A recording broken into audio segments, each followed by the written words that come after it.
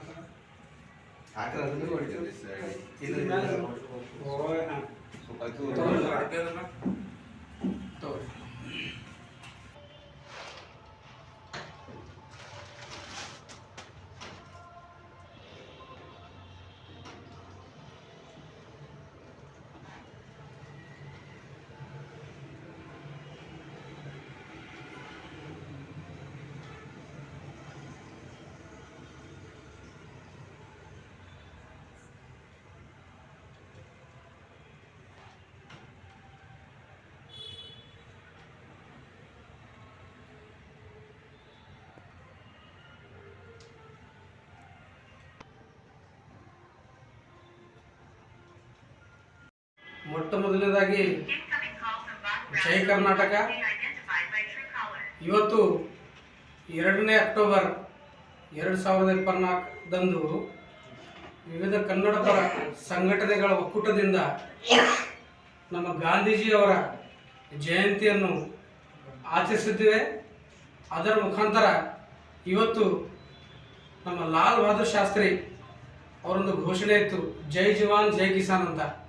ಅವ್ರದ್ದು ಕೂಡ ಜನ್ಮದಿನವನ್ನು ಇವತ್ತಿದೆ.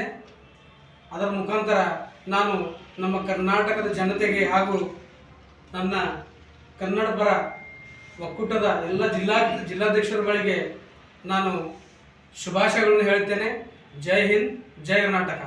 ಬೀದರ್ ಜಿಲ್ಲೆಯ ಪ್ರವಾಸಿ ಮಂದಿರದಲ್ಲಿ ನಾವು ಮಹಾತ್ಮ ಗಾಂಧಿಯ ಒಂದು ಆಚರಣೆ ಮುಖಾಂತರ ನಮ್ಮ ಕನ್ನಡ ಪರ ಸಂಘಟನೆಗಳ ಒಂದು ಒಕ್ಕೂಟ ಸಮಿತಿಯನ್ನು ರಚನೆ ಸಲುವಾಗಿ ನಾವೆಲ್ಲ ಸೇರಿದ್ವಿ, ಎಲ್ಲ ಜಿಲ್ಲಾಧ್ಯಕ್ಷರು.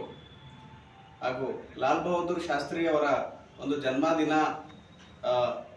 ಆಚರಣೆ ಕೂಡ ಅದರ ಜೊತೆನೆ ಮಾಡಿ ಶುಭವಾದಗಳು.